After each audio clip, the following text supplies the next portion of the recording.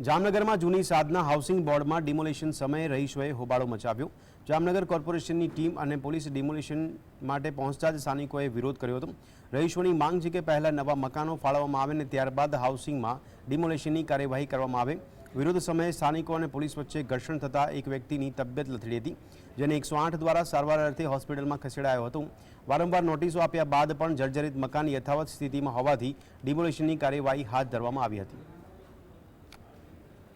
ચોમાસું નજીક આવતા જે મહાનગરપાલિકા દ્વારા જે ત્યારે હાલ જર્જરિત આવાસ છે તેને પાડવાની કામગીરી શરૂ કરવામાં આવી છે। ત્યારે જે વર્ષોથી જે સાધના કોલોની વિસ્તારના દ્રશ્યો હું આપને બતાવવા માંગીશ કે જે ત્યારે હાલ મહાનગરપાલિકા દ્વારા જે ત્યારે હાલ જે ત્યારે જે જર્જરિત આવાસ છે તેને પાડવા માટે જે અહીંયા પર આવ્યા છે, પરંતુ જે લોકો દ્વારા જે ત્યારે એવી રજૂઆત કરવામાં આવી છે કે જો તેમના આવાસ છે તે જો પાડી નાખવામાં આવશે તો તે લોકો માટે કોઈ વૈકલ્પિક રહેવાની વ્યવસ્થા જે છે તે ગોઠવી દેવામાં આવે। અત્યારે પોલીસ સાથે હાલ જે ઘર્ષણ જે છે તે ચાલી રહ્યું છે સ્થાનિકોનું। જે ગત વર્ષની જો વાત કરીએ તો જે ગત વર્ષે જે અહીંયા પર જે 3 માળિયું જે આવાસ હતું તો 3 માળિયું આવાસ જે છે તે પડી ગયું હતું, તેના કારણે જે 4 થી 5 લોકોએ જે છે તે જીવ ગુમાવ્યા હતા। ત્યારબાદ જે ફરીથી આ પ્રકારની કોઈ દુર્ઘટના ન બને તે ના તકેદારીના ભાગરૂપે જે ત્યારે હાલ જે ત્યારે મહાનગરપાલિકા તંત્ર જે છે તે પોલીસને સાથે રાખી અને ત્યારે અહીંયા પર જે કામગીરી જે છે તે કરી રહ્યું છે અને ત્યારે હાલ જે જર્જરિત આવાસ છે તે લોકોને ખાલી કરવા માટે સૂચના આપી દેવામાં આવી છે અને ત્યારે અહીં પર જર્જરિત આવાસ પર જે ત્યારે જે દ્રશ્યો જોઈ શકાય છે કે જે મહિલાઓ જે છે તે ત્યારે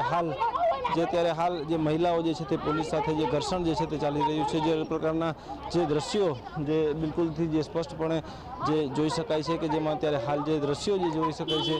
કે જેમાં ત્યારે હાલ મહિલાઓ જે છે તે એમ કહી રહી છે કે ત્યારે જે મકાન તેમનું જો પાડી દેવામાં આવશે તો તેઓ રહેવા માટે ક્યાં જશે, એટલે કે તેમની વૈકલ્પિક વ્યવસ્થા જે છે તે મહાનગરપાલિકા તંત્ર કરે, પરંતુ તંત્ર દ્વારા જે ત્યારે હાલ જે અહીંયા પર જે પોલીસને સાથે રાખી અને ત્યારે તમામ જે વિસ્તાર જે છે તે અત્યારે ખાલી કરાવવામાં આવી રહ્યો છે, તેને લઈને અત્યારે હાલ જે લોકોમાં જે છે તે રોષ જોવા મળી રહ્યો છે। જે રીતના ગત વર્ષે જે આ જગ્યા છે તે આ જગ્યા પર જે 3 માળિયું જે આવાસ હતું તે એકાએક ધ્વસ્ત થઈ જતા 5 થી 6 લોકોએ જે જીવ જે છે તે ગુમાવ્યા હતા। ત્યારે એટલે તેને તકેદારીના ભાગરૂપે જે ત્યારે લોકો જે છે તેમને ખાલી કરાવવામાં આવી રહ્યા છે અને મકાન છે તેનું જે ડિમોલિશન જે છે તે હાથ ધરવામાં આવી રહ્યું છે, પરંતુ જે લોકોની એવી માંગ છે કે મહાનગરપાલિકા તંત્ર જે તેમને રહેવા માટેની જે કોઈ વૈકલ્પિક વ્યવસ્થા જે છે તે ગોઠવી દે તેવી અત્યારે હાલ જે લોકો જે છે તે માંગ કરી રહ્યા છે।